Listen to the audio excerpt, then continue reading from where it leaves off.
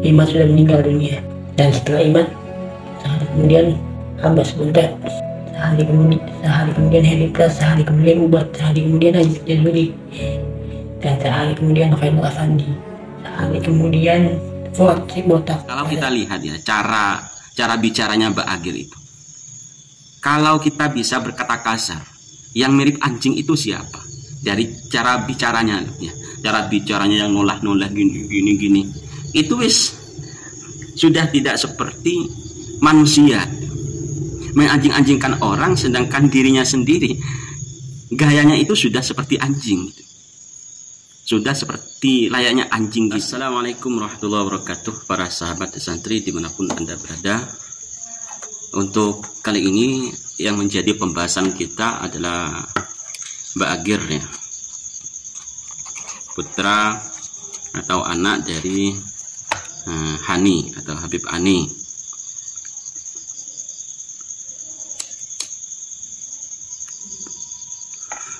Sebenarnya komentar-komentar dari Habib ini, Habib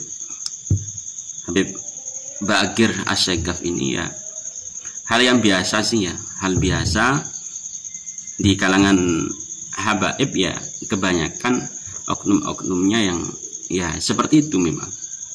Sukanya memfitnah, membuat berita hoak, menganjing-anjingkan pribumi dan lain sebagainya. Itu sebenarnya hal yang biasa sih. Bagi kami selaku pribumi, ini gak apa ya, menganggap berita yang seperti ini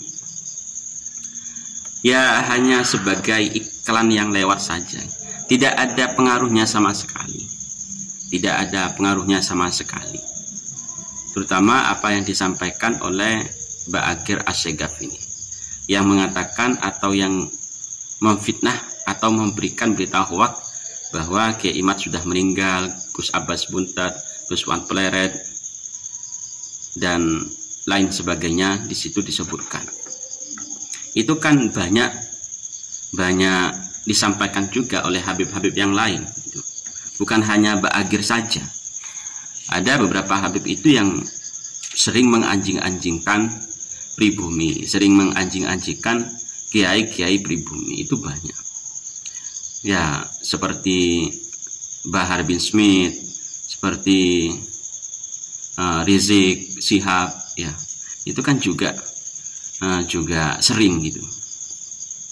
Jadi hal yang lumrah yang sebenarnya sudah tidak menjadi masalah bagi pribumi. Permasalahannya apa? Ya permasalahannya bukan masalah ketika mereka memberikan atau menuduh atau menganjing-anjingkan kita, bukan. Permasalahannya itu masa mereka yang sukanya mengaku sebagai cucu Rasulullah ya, yang sukanya mengaku sebagai cucu Rasulullah, tapi cara berkomunikasinya, cara menyampaikan sebuah berita atau cara menghadapi rakyat pribumi ya, masa seperti itu cara penyampaiannya, yang hoak, yang sering memfitnah, sering menuduh dan lain sebagainya, mengatakan dirinya sebagai cucu Rasulullah tapi kelakuannya sangat jauh sekali dengan Rasulullah, sangat jauh sekali. Kalau kita lihat cerita-cerita Rasulullah ketika Rasulullah berdakwah ya, ketika Rasulullah berdakwah berangkat ke masjid lalu dilempari oleh kaum kafir Quraisy pada waktu itu, dilempar dan diludahi. Rasulullah tidak pernah mendoakan hal jelek kepada orang yang sering membuli Rasulullah, itu nggak pernah. Tapi kenapa sekarang ada golongan kelompok orang yang mengaku dirinya sebagai cucu Rasulullah, dia jauh sekali akhlaknya daripada Rasulullah, sangat jauh sekali. Wis mengaku cucu Rasulullah ya, mengaku cucu Rasulullah, akhlaknya sangat jauh dari akhlak Rasulullah. Dan hidup di Indonesia, negara Kesatuan Republik Indonesia, di mana mereka itu pendatang. Wis kesalahannya itu bertikel-tikel. Wis mereka itu pendatang, suka memfitnah, memberikan berita hoak, menganjing-anjingkan orang yang asli pribumi, ya. Lalu mereka mengaku cucu Rasulullah dan lain sebagainya. Jadi penyampaian atau hal yang seperti itu ya biasa, memang biasa mereka lakukan. Memang mereka yang seperti itu menampakkan bahwa mereka itu memang bukan cucu Rasulullah. Sangat nyata dan sangat kelihatan bahwa mereka itu bukan cucu Rasulullah. Jangan sampai tes DNA lah. Kita lihat kelakuannya saja itu sudah bisa membuktikan bahwa mereka itu bukan cucu Rasulullah.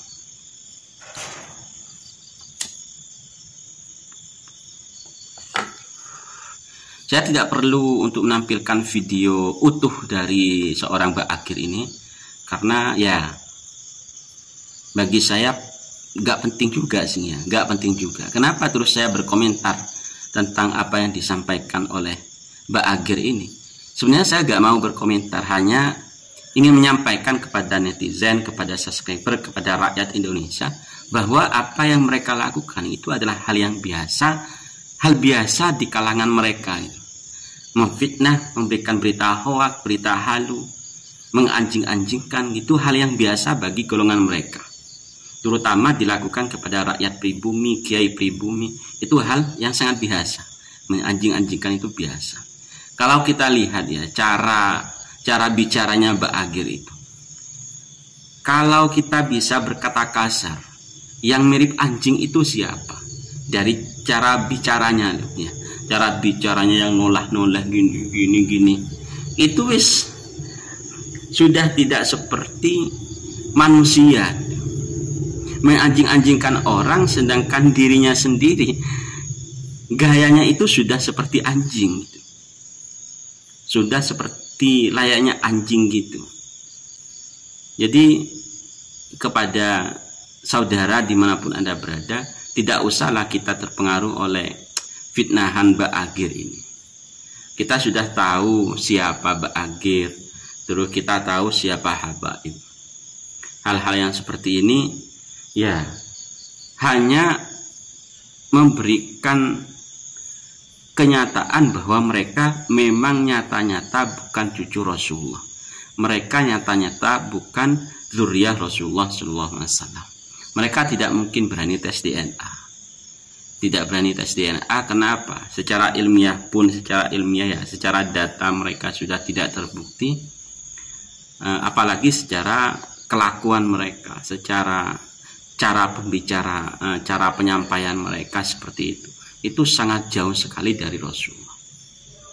Mungkin cukup itu untuk pembahasan kali ini. Kepada subscriber, kepada saudara dimanapun Anda berada, mari kita buktikan kepada para habaib yang mengaku cucu Rasulullah bahwa rakyat Indonesia pribumi ini lebih terhormat daripada mereka yang pendatang. Mereka hanya pendatang, pengungsi yang hidup di Indonesia, namun mereka tidak pernah berterima kasih kepada Indonesia. Mereka hanya ingin mengobrak-abrik Indonesia melalui cerita-cerita halunya, melalui pembelokan sejarahnya, melalui pengakuannya sebagai cucu Rasulullah dan lain sebagainya. Assalamualaikum warahmatullahi wabarakatuh.